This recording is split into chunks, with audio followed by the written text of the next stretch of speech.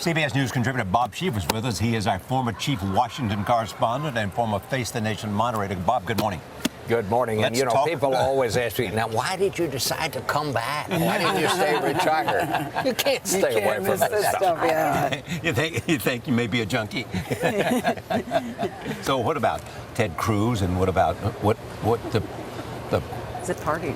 yeah, what does it do to party unity or not? Well, Bob, did he step in it? Did he step on it? What happened? What happened? Was it a big miscalculation?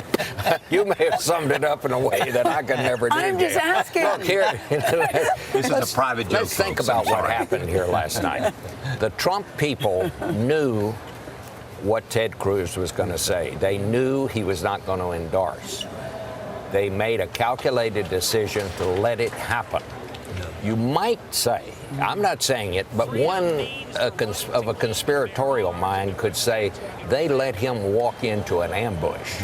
And this was the final getting even for what happened during the primary. They knew the booing would come, and they believed it would bring enthusiasm and unity to them. Well, or that they believed it would finish him off forever. And if he was really trying to set himself up to run next time, that this would be a very serious blow. There was some notion they expected that he might ad-lib an endorsement. Yeah, I thought. A lot of people thought I'm that. not sure I believe that. No, I don't either. But I don't know what happened. But we saw what happened, and let's think about here for a minute what we now have. The old order is what Newt Gingrich would call them. I call them the moderate wing of the Republican Party. They're not here. John Kasich's not here. The Bushes are not here. A long Mitt list. Romney's not here. Romney, none of them are here. So that's the moderate wing of the party. Now we have Ted Cruz, who was a favorite of the right wing of the party. We see what happened there last night. So basically what has happened, we now have kind of three Republican parties. The old order, the moderates, And the Trump right party. wing, and now right in the middle is the Trump wing. Can the Trump wing do it alone? Because obviously it looks like they're not going to get much help from either of the other wings. Well, answer your own question.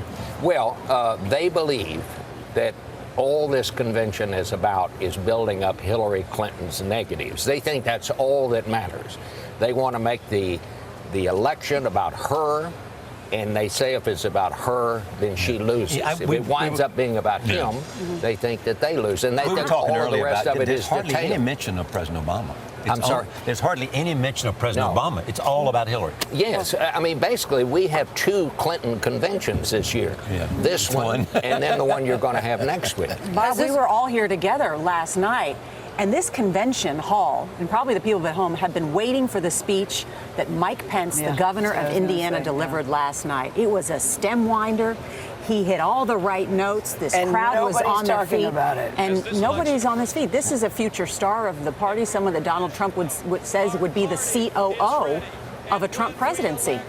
And once again, you have a different headline than what was expected to come out. We had the Melania headlines for 2 days. I guess someone would say, well, at least it got Melania out of the headlines, and we got on to another story. But again, this is not the storyline, I think, in the beginning. This question, how well are they people managing wanted this to see convention? this come out. Well, I don't think there is any management of this Yeah, convention. exactly. I mean, it's my understanding that they're not vetting these speeches.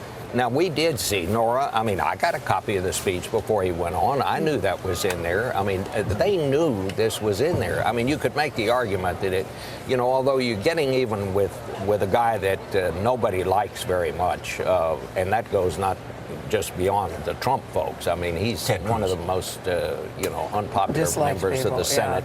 He always use that as a badge of pride. The He famous said, I Lindsey didn't Graham come to Washington argument. to make friends. I came here to try to change things. They've But been calling it an unconventional convention. Do you think it's been a success, since nothing has seemed to have gone according to plan? by their measurement, it is a success because they think all that matters is driving up Hillary Clinton's negatives.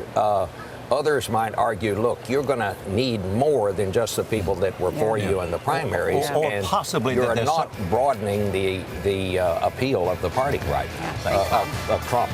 All right, Bob Schieffer, always good to see you.